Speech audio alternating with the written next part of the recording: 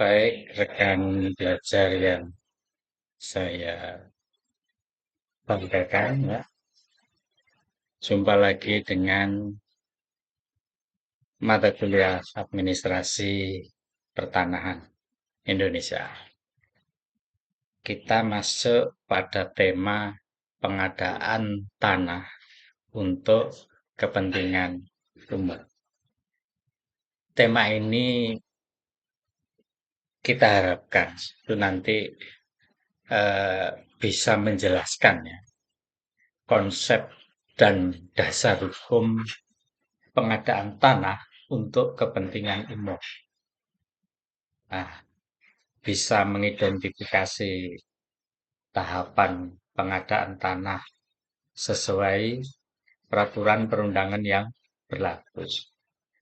Lalu bisa menganalisis hak dan kewajiban pihak yang terlibat dalam pengadaan tanah. Bisa menjelaskan mekanisme ganti kerugian dan penyelesaian sengketa. Sekaligus juga bisa menganalisis kasus pengadaan tanah untuk proyek pembangunan.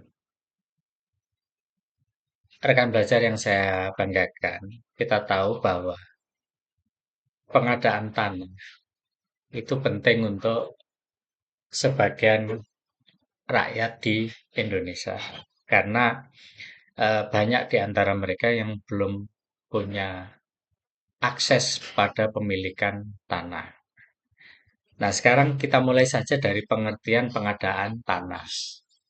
Pengadaan tanah itu sebenarnya adalah kegiatan menyediakan tanah dengan cara memberikan ganti kerugian yang layak dan adil kepada pihak yang berhak. Jadi untuk keperluan-keperluan apakah pembangunan, apakah untuk mau didistribusi pada mereka yang belum punya, itu ada yang namanya program penyediaan tanah. Tetapi konsekuensinya dengan cara mengganti kerugian tentu saja yang layak ya kepada pihak yang berhak. Nah, tujuannya tidak lain adalah menyediakan lahan untuk pembangunan yang digunakan sebesar-besarnya bagi kemakmuran rakyat. Oke, dalam konteks ini adalah penyediaan lahan itu ditujukan untuk pembangunan eh, yang akan memberikan sebesar-besarnya bagi kemakmuran rakyat. Nah, biasanya demi kepentingan umum ya. Jadi kepentingan umum itu maksudnya kepentingan bersama, kepentingan bangsa, kepentingan negara, juga kepentingan masyarakat yang harus diwujudkan oleh pemerintah untuk meningkatkan kesejahteraan masyarakat. Contohnya misalnya adalah kita ingin membuat prasarana jalan, misalnya pengadaan tanah untuk keperluan jalan tol. Lalu selain jalan tol ada jalan apa ya? Jalan nasional. Nah, dalam rangka eh, pengadaan atau ketersediaan air, kita memerlukan lahan atau pengadaan tanah untuk membuat bendungan atau untuk membuat waduk.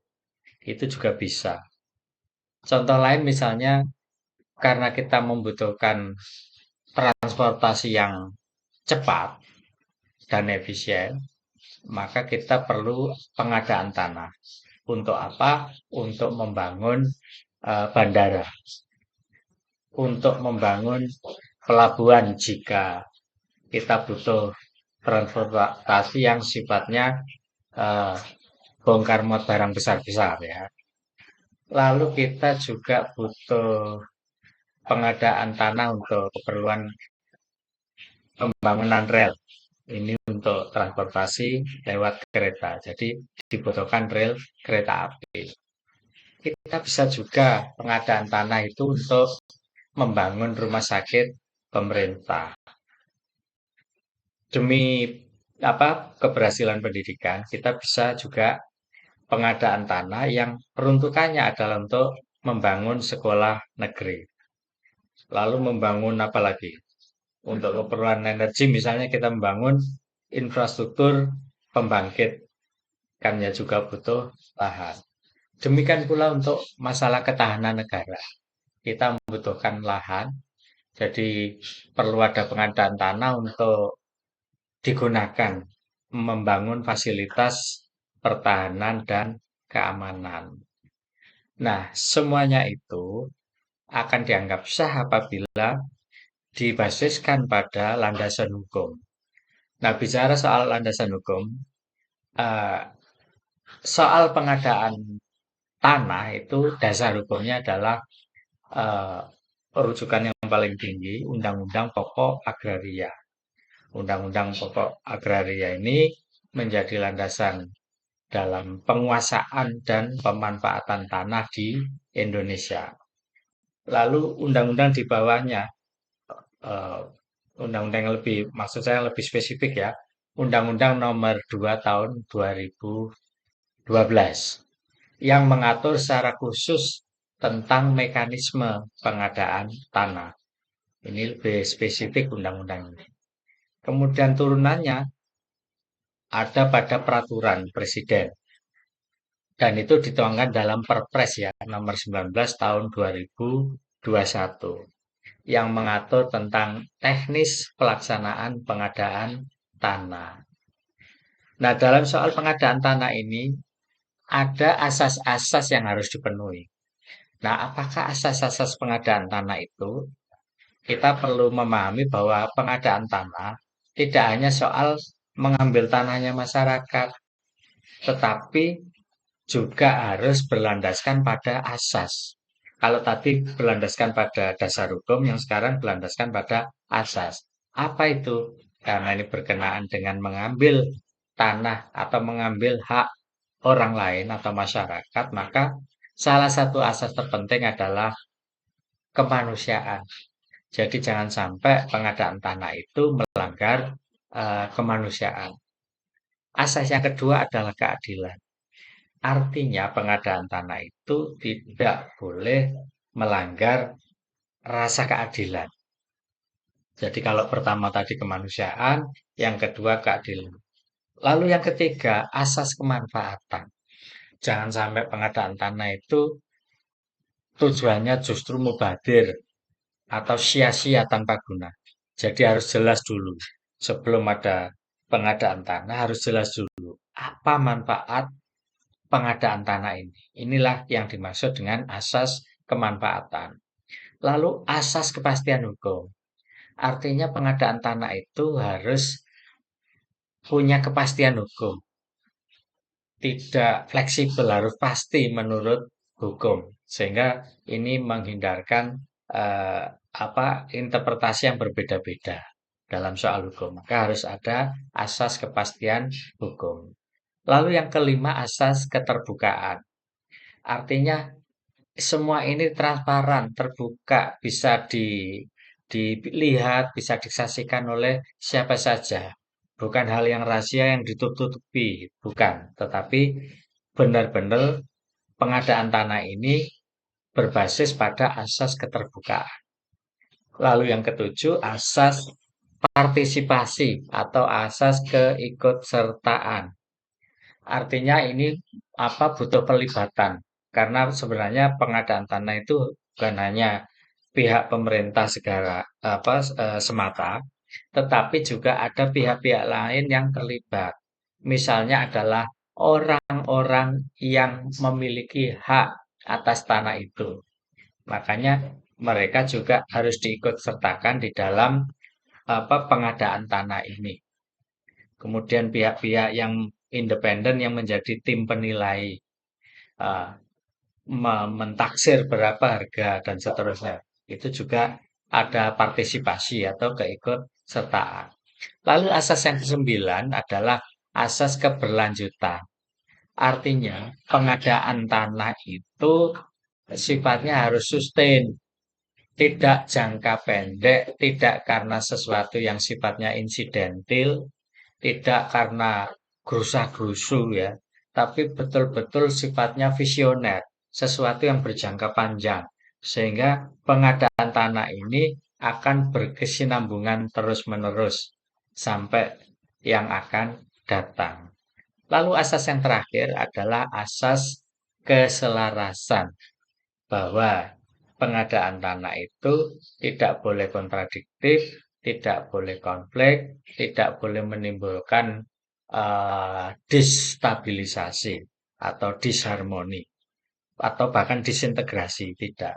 Nah, dalam rangka semua itu maka butuh yang namanya asas keselarasan, selaras dengan hukum, selaras dengan kemanfaatan atau kepentingan masyarakat, selaras dengan visi pembangunan dan seterusnya. Nah, bicara soal itu semua, kita tidak bisa melepaskan pihak-pihak yang sangat terkait dengan persoalan pengadaan tanah. Nah, sekarang kita bicara pihak-pihak yang terlibat. Pihak nomor pertama adalah instansi yang memerlukan tanah. Misalnya adalah Kementerian PUPR, karena pekerjaan umum ya eh, itu biasanya bicara mengenai sarana prasarana ya. Nah, karena sarana prasarana itu butuh sekali yang namanya lahan yang amat banyak, maka biasanya kementerian yang paling terkait dalam soal pengadaan tanah itu adalah Kementerian Pekerjaan Umum (PUPR) ya. Lalu pemerintah daerah. Nah, ini juga terlibat karena bagaimanapun pembangunan itu adanya tidak di pusat saja, tetapi juga di daerah-daerah. Nah, ini apalagi setelah otonomi daerah itu maka keterlibatan daerah itu tidak bisa tidak mereka juga harus dianggap sebagai pihak yang terlibat. Nah, pihak-pihak yang terlibat itu bukan hanya kementerian di pusat, tetapi juga pemerintah daerah. Lalu yang ketiga, Kementerian Perhubungan. Karena bicara soal tadi itu, sarana prasarana jalan itu, transportasi, udara, laut, darat itu tidak bisa tidak harus melibatkan juga Kementerian Perhubungan. Nah, mereka-mereka inilah yang biasanya dianggap sebagai pihak yang terlibat dalam soal pengadaan tanah. Lalu pelaksanaan pengadaan tanah. Umumnya, pelaksanaan pengadaan tanah itu dilaksanakan oleh kantor pertanahan. Oleh kantor pertanahan di bawah Kementerian Agraria dan Tata Ruang atau Badan Pertanahan Nasional. Nah, sekarang tadi ada pihak yang terlibat, kemudian pelaksanaan pengadaan tanah, lalu bagaimana dengan pihak yang berhak? Pihak yang berhak ini artinya adalah pihak yang memiliki hak atas tanah tersebut. Misalnya siapa? Adalah mereka-mereka yang memegang atau pemegang hak atas tanah.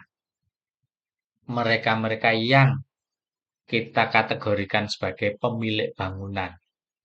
Mereka-mereka yang di atas lahannya itu punya tanaman. Dan jangan lupa mereka yang selama ini lupa tidak kita perhatikan, masyarakat adat. Karena bagaimanapun sebelum negara ini berdiri, masyarakat adat adalah yang punya hak, yang memiliki hak ulayat. Maka mereka-mereka inilah yang kita sebut sebagai pihak yang berhak. Oke, kita lanjut ke tahapan pengadaan tanah. Nah, rekan belajar yang saya banggakan, sebenarnya materi ini merupakan inti pembahasan dari pertemuan. Inti pembahasannya itu adalah tahapan pengadaan tanah. Nah, kita bicara itu sekarang. Tahap nomor satu ya. Tahap nomor satu itu biasanya diawali dengan planning atau perencanaan. Nah, kegiatan perencanaan ini kita mulai dari penyusunan dokumen perencanaan. Lalu penentuan. Penentuan lokasi pembangunannya itu rencananya di mana. Jadi menyusun dokumen perencanaan, lalu kemudian penentuan lokasi pembangunannya, lalu kelayakan. Jadi ada semacam visibility atau kajian tentang kebutuhan tanah. Dikaji kebutuhan tanahnya. Apakah layak atau belum. Nah, itu kajian kebutuhan tanah. Dan yang terakhir adalah AMDAL atau analisis dampak sosial dan lingkungan. Jadi tahap perencanaan tadi itu meliputi penyusunan dokumen perencanaan, penentuan lokasi pembangunan, kajian kebutuhan tanah, dan analisis mengenai dampak sosial dan lingkungan. Nah, luaran dari perencanaan tadi itu atau tahap perencanaan ini menghasilkan yang namanya adalah dokumen. Dokumen apa? Dokumen perencanaan pengadaan tanah. Oke, jika sudah ada itu dokumen perencanaan pengadaan tanah, maka kita lanjut ke tahap kedua, yakni tahap persiapan. Nah, pada saat tahap persiapan ini, kegiatan itu kita lakukan dengan memberitahukan tentang rencana pembangunan. Jadi di tahap kedua ini atau tahap persiapan ini, isi kegiatannya adalah pemberitahuan rencana pembangunan, lalu pendataan awal lokasi, kemudian konsultasi publik, baru kemudian penetapan lokasi. Nah, pada tahap kedua atau tahap persiapan ini, kegiatan-kegiatan tersebut harus kita lakukan. Jadi memberitahukan perencanaan pembangunannya itu bagaimana. Lalu data-data awal lokasi yang sudah ada itu apa saja. Terus kemudian kita lakukan yang namanya konsultasi publik atau semacam apa menjaring suara-suara atau pendapat-pendapat dari publik. Inilah yang kita maksud dengan konsultasi publik. Kalau itu sudah kemudian ada semacam penetapan lokasinya harus di sebelah mana atau seringkali disingkat penlok ya, penetapan lokasi supaya tidak kisruh atau tidak ribut maka harus ditetapkan biar ada kepastian karena sudah melewati konsultasi publik. Ketika semua sudah sepakat ya sudah tetapkan lokasinya. Nah, tujuan dari tahap kedua ini adalah untuk memastikan agar masyarakat itu mengetahui dan memahami rencana pembangunan. Lalu kalau itu sudah kita masuk di tahap yang ketiga atau tahap pelaksanaan. Nah, di dalam tahap pelaksanaan ini meliputi yang namanya inventarisasi dan identifikasi, lalu penilaian ganti rugi, lalu musyawarah penetapan ganti rugi. Oke, kita mulai dari yang inventarisasi dan identifikasi. Dalam soal inventarisasi dan identifikasi ini, kegiatannya adalah meliputi satu, pengukuran bidang tanah. Dua, pendataan pemilik tanah. Tiga, pendataan bangunan dan tanaman. Jadi kita inventaris itu ya, kita inventarisir, lalu kita pilah-pilah, kita identifikasi. Apa saja ukuran bidang tanah. Jadi pengukuran bidang tanah. Yang kedua, data mengenai pemilik tanah. Kita pastikan. Kita inventarisir, kita pilah-pilah, kita identifikasi. Benar enggak ini data pemilik tanahnya. Lalu yang ketiga, data mengenai bangunan dan tanaman yang nantinya akan terkena program pengadaan tanah ini. Kan harus bangunannya harus dirobohkan, tanamannya juga harus dihilangkan. Nah, kesemuanya itu supaya sesuai dengan persoalan ganti rugi, maka datanya itu harus pasti. Data pemilik tanah, data bangunan, dan data tanaman. Kalau itu sudah, kita masuk ke penilaian ganti kerugian. Nah, penilaian ganti kerugian ini dilakukan oleh siapa? Oleh tim yang independen. Tim independen kalau diperbankan itu istilahnya itu apa ya? Appraisal ya. Appraisal itu adalah tim yang bisa mentaksir nilai dari suatu, apakah tanah, apakah bangunan, apakah tanaman, atau benda-benda yang terkait dalam lahan atau tanah itu. Jadi harus ada penilaian yang objektif. Jadi bukan pihak yang membeli yang menilai atau pihak yang menjual yang menilai, tidak. Supaya fair, supaya terpenuhi asas keadilan, maka harus pihak yang independen yang menjadi appraisal atau tim penilai independen. Supaya mereka yang mentaksir berapakah nilai tanah itu, berapakah nilai bangunan itu, tanamannya, benda-benda yang terkait dengan tanah, itu nilainya berapa. Kalau itu sudah, lalu ditentukan berapa sebenarnya kerugian ketika tanah, bangunan, tanaman, benda-benda yang terkait dengan lahan itu akan diganti. Itu kerugiannya itu harus dinilai. Karena ini terkait dengan soal ganti kerugian. Oke, kita lanjut musyawarah ya. Nah, dalam soal penetapan ganti kerugian itu, meskipun sudah ada tim appraisal, itu harus dimusyawarahkan. Jadi, musyawarah penetapan ganti kerugian itu adalah suatu kegiatan yang dilakukan secara bersama, baik penjual maupun pembeli, ya, penyedia maupun yang pengadaan tanah. Artinya, masyarakat sebagai penyedia dan pemerintah yang punya program pengadaan tanah, mereka berdua ini melakukan musyawarah. Musyawarah mengenai nilai dari ganti kerugian tadi. Musyawarah mengenai bentuknya seperti apa. Apakah bentuknya itu artinya skema ya. Apakah diutang dulu, apakah dibayar secara biliet giro, apakah melalui pihak ketiga, apakah konsinyasi melalui peradilan atau perbankan, atau langsung cash. Nah, atau bagaimana? Atau lewat pihak yang disepakati. Nah, jadi di dalam musyawarah penetapan ganti kerugian itu antara pemerintah dan masyarakat itu berembuk mengenai bentuk ganti ruginya seperti apa. Ini bicara skema pembayaran.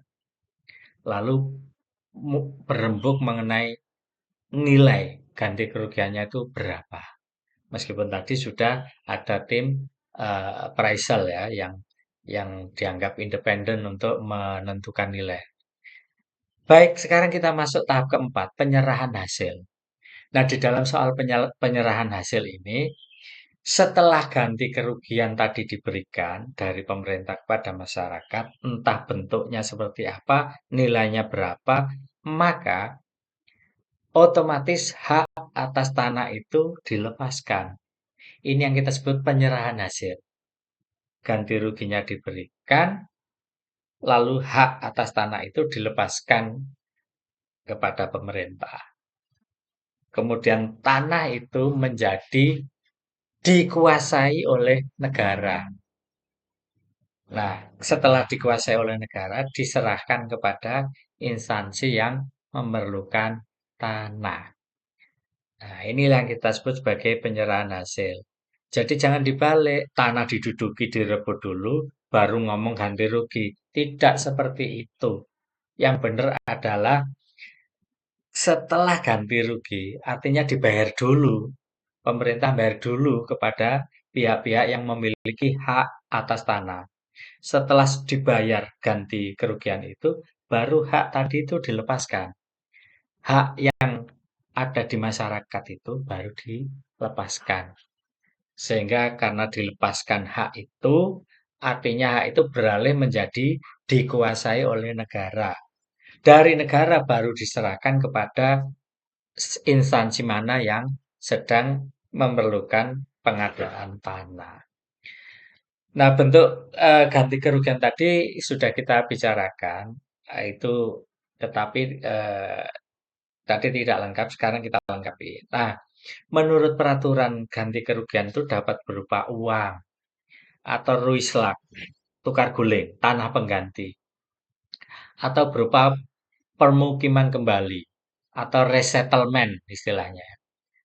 Bisa juga berupa kepemilikan saham atau dalam bentuk-bentuk lain yang disepakati. Dalam bentuk-bentuk lain yang disepakati tadi sudah saya bilang di awal tadi itu. Bicara mengenai skema tadi itu. Nah, contohnya adalah pembangunan jalan tol membutuhkan tanah milik warga seluas misalnya 2.000 meter persegi.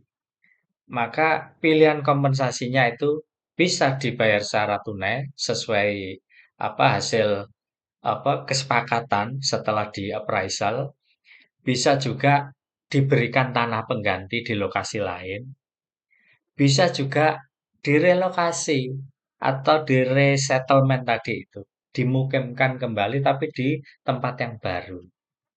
Nah, sekarang konsinyasi atau ganti kerugian yang dititipkan. Ini biasanya terjadi kalau kesepakatan itu buntu. Konsinyasi atau penitipan ganti kerugian itu terjadi apabila pemilik tanah itu menolak bentuk ganti ruginya. Pemilik tanah tidak diketahui entah berada di mana. Tanahnya ada, tapi orangnya tidak jelas ada di mana. Nah, supaya pembangunan tetap jalan, maka ganti kerugiannya dititipkan biasanya di pengadilan. Atau konsinyasi itu terjadi ketika terjadi sengketa kepemilikan. Belum jelas ini milik siapa sehingga kalau ganti rugi diberikan pada si A, B akan marah. Kalau diberikan pada B, si A akan gugat. Nah, menghindari sengketa semacam itu maka ganti kerugian itu biasanya oleh pemerintah dititipkan pada peradilan. Konsep inilah yang kita sebut sebagai konsinyasi. Nah, namun demikian, rekan belajar yang saya banggakan, dalam setiap program itu pasti ada kendala, ada masalah ya. Pun demikian dalam soal program pengadaan tanah, permasalahannya juga ada. Misalnya sengketa kepemilikan tanah, sertifikat ganda, warisan yang belum dibagi, dan seterusnya. Terus ada juga masalah lain, misalnya adalah penolakan nilai ganti rugi. Masyarakat merasa harganya kok terlalu rendah, sehingga belum sepakat masyarakat. Ini juga masalah. Lalu kurangnya sosialisasi. Artinya masyarakat itu belum belum betul-betul dibuat paham, dibuat mengerti tentang tujuan manfaat dari proyek itu apa. Nah, ini juga menimbulkan masalah. Atau bahkan masalah itu muncul karena konflik sosial, perbedaan kepentingan antara pemerintah dan masyarakat. Baik rekan belajar yang saya banggakan, saya kira cukup materi yang saya sampaikan tadi. Semoga bermanfaat bagi kita semua. Sampai jumpa.